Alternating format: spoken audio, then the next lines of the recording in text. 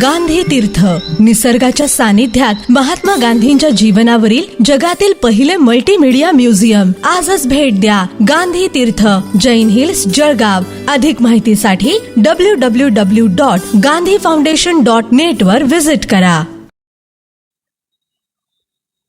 मी प्रमोद डोंगरे, शहर अध्यक्ष, राष्ट्रीय जनमंच पक्ष. मी माननीय कामगार आयुक्त जळगाव यांना एक तक्रार दिली आहे. त्या तक्रारीमध्ये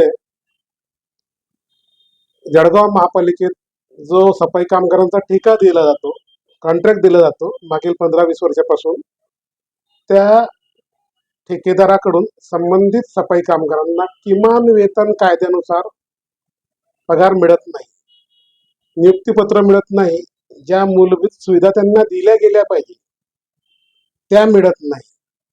तसेच किती दिवसासाठी नियुक्ती केलेली आहे ते त्यांना सांगितलं जात नाही.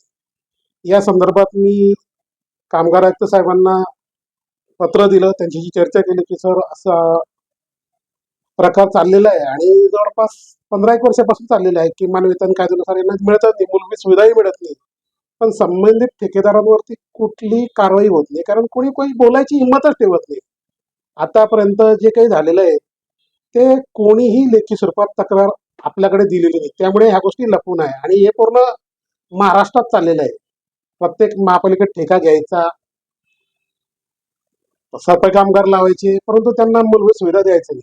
तेरीबीचे सर्व अधिकारी, सर्व नेते मंडळी देऊन घेऊन विषय करून घेतात, पण संबंधित जो व्यक्ती काम करतोय त्याला कामाचं, त्याच्या श्रमाचा पैसा मिळत नाही, त्याला मिळणाऱ्या सुविधा त्या मिळत नाही. या संदर्भात माझी आपल्या माध्यमातून सरकारला विनंती आहे की जे काही चाललेलं आहे ते साफ चुकीचं चाललेलं आहे. किमान वेतन कायद्यानुसार प्रत्येक प्रायव्हेट काम करणाऱ्या व्यक्तीला वेतन मिळालं पाहिजे, त्याला मूलभूत सुविधा मिळायला पाहिजे, असा गव्हर्नमेंटचा जीआर आहे. त्याच्यावरती कायमस्वरूपी अंमलबजावणी झाली पाहिजे.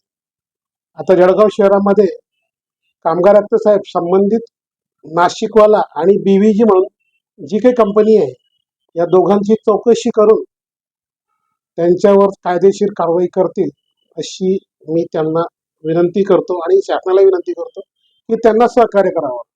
यामध्ये खूप मोठ्या मोठ्या लोकांचा हात असतो, ठेका घेतलेला असतो, त्यामध्ये या गोष्टींकडे ते दुर्लक्ष करतात. जास्तीचा वाटा कसा मिळेल फक्त हे बघण्याचं काम करतात. ते समोरच्या व्यक्तीला काय होतं काय नाही त्याच्याशी काही घेणं नाही. तरी सर्वांना न्याय मिळावा, जे प्रायव्हेट कर्मचारी त्यांना. हीच माझी सरकारला आणि कामगार आयुक्त जळगाव यांना विनंती आहे. जय हिंद, जय महाराष्ट्र.